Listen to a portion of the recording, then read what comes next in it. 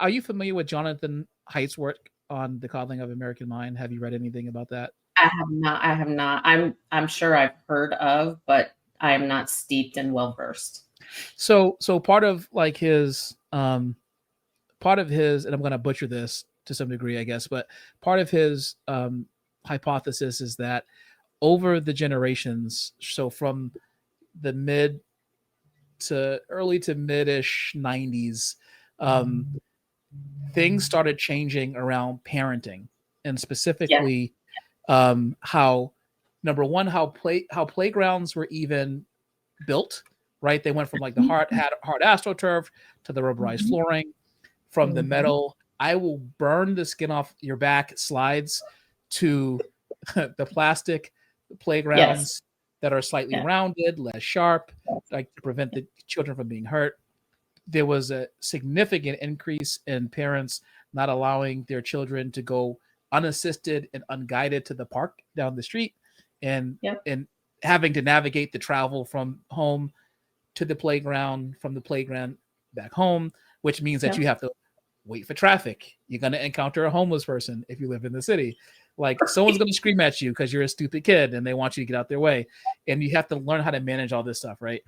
Um, and because of that, there has been this kind of, it's had an effect on this kind of this generation of children, this coddling effect, Yes. where there's always been this safe, it started safe space, right? So the playground went from admittedly a death trap, because I've been knocked out of the playground and I've had my skin burned.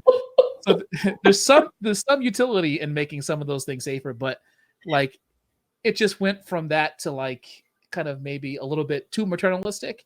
And what has Yeah. happened now is there is a lot of this coddling that's happened to like this whole generation of kids who are like, I need this space to express myself. Well, why do you need this space for you to express yourself, like at work right now, right? And that is I at thought of the, like, with disregard for other people. Like, yes, that's where I draw the line is sure. I'm for all the things. Like, if you knock yourself out. But We'll talk about all the things in a minute, I guess, but go ahead. yes, but what I think a part of maturity, emotional intelligence, as well as work ethic, is that you are able to navigate space with other people, and it is not solely about you and your needs only. Mm, Only. Now mhm. that I think is where, because what I don't want is for anyone to hear this conversation and be like, "Oh, so she does not is not an advocate for inclusion." That is not what I'm saying, right? Mhm. Everyone can have a place, but it should not be at the detriment, at the exclusion of anyone else. Mhm.